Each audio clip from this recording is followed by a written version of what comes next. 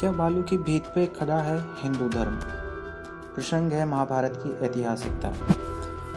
प्रसिद्ध हिंदू इतिहासकार डॉक्टर रमेश चंद्र मजूमदार ने एक जगह भारतीयों के ऐतिहासिक बोध पर टिप्पणी करते हुए लिखा है, इतिहास लेखन के प्रति भारतीयों की विमुखता भारतीय संस्कृति का भारी दोष है। उन्होंने कभी भी गंभीरतापूर्वक इतिहास लेखन की ओर ध्यान नहीं दिया।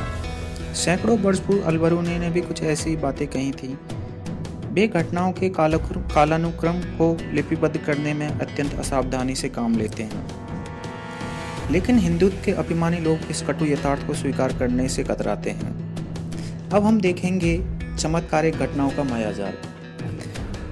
उन्होंने चमत्कारिक घटनाओं को दिव्यकर्म, इंद्रजाल और मायाजाल के रूप में स्वीकार किया। यहाँ पर दोस्तों ये भारतीयों की बात चल रही है। सबसे पहले हमें किसी पुस्तक में लिखित वस्तु की प्रामाणिकता पर विचार किया जाए, यह देखना नितांत आवश्यक है कि वह पुस्तक किस स्वभाव की है, उसका लेखक कौन है, उसका उद्देश्य क्या है। महाभारत के नाम से जाने जाने वाली पुस्तक किसी एक लेखक की रचना नहीं। यह किताब इतिहास पुराण के नाम पर प्रचलित कथाएं गौतम बुद्ध से पहले काफ़ी मात्रा में इकट्ठी हो चुकी हैं। कुछ समय के बाद इन कथाओं में वीरों की स्तुतियाँ भी जोड़ दी गईं, जिसमें गाथा नाराशंसी कहते हैं, और इसी नाराशंसी गाथाओं की प्रणाली का विकास रामायण और महाभारत जैसे ग्रंथों में पाया जाता है। महाभारत के हर अध्याय की समाप्ति पर इसको संहिता कहा गया है, और संहिता का अर्थ होता है संग्रह, अर्थात महाभारत स्वयं को कथाओं का संग्रह मानता है।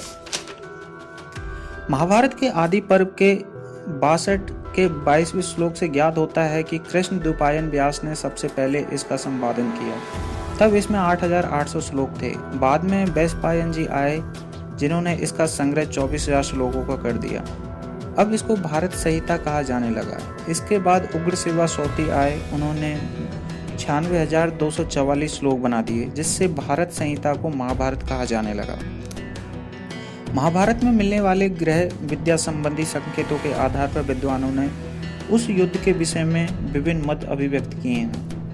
आर्यभट्टीय 476 ईस्वी नामक ग्रह विद्या के ग्रंथ के मुताबिक यह युद्ध 3102 ईसा पूर्व में हुआ सिद्ध होता है। पुराण पंथियों का भी यही मत है। महाभारत युद्ध कब हुआ, इसके बारे में हम दोस्तों चर्चा करते हैं।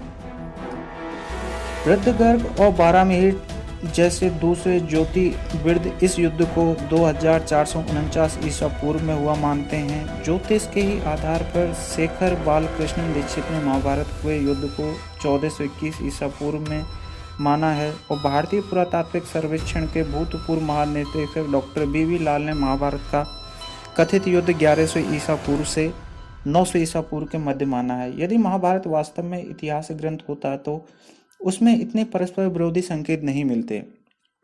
समय की इतनी भिन्नता होने के बाद इसे इतिहास ग्रंथ नहीं कहा जा सकता।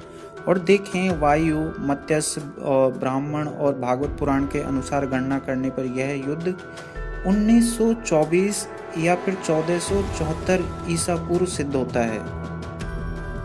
बाकी पुराण और ग्रंथों के अनुसार जो भी है दोस्तों, स्क्रीनशॉट में आपको दिखा रहा हूँ, जिससे पूरी चीज़ को बताने में बहुत टाइम लगता है, इसलिए आप स्क्रीनशॉट में देख सकते हैं।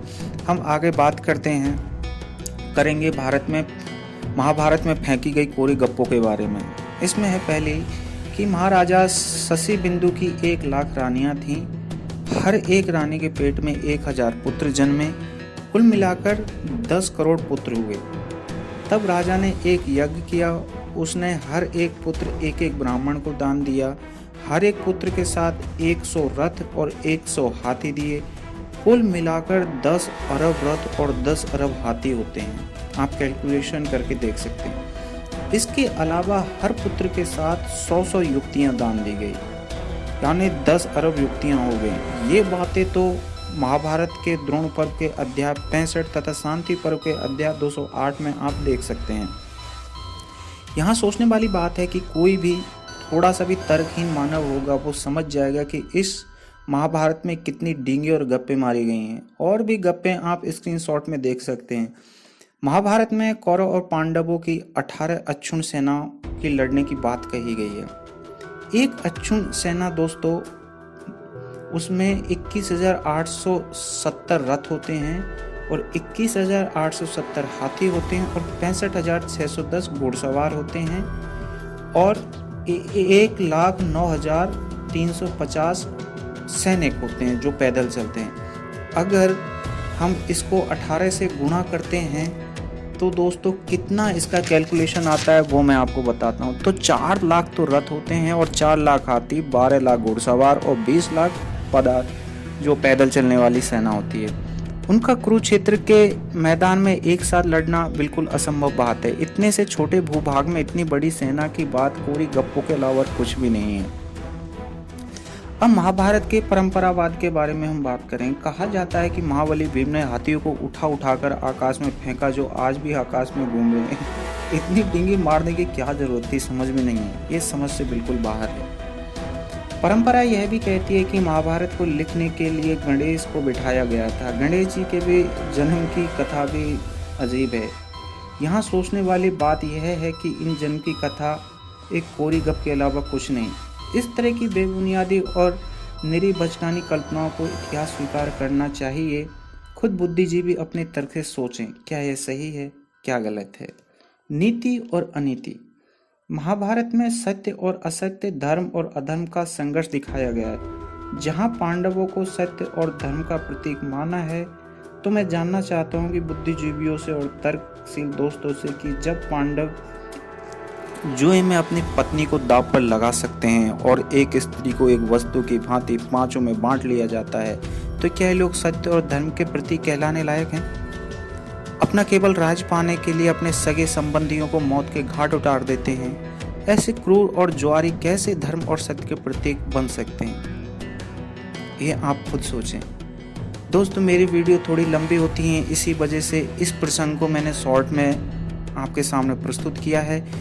आगे का पार्ट आप सुनना चाहते हैं तो कमेंट्स करें, मैं अगला पार्ट आपके लिए लेके आऊँगा विद प्रूफ के साथ। मिलते हैं एक नई स्टोरी के साथ।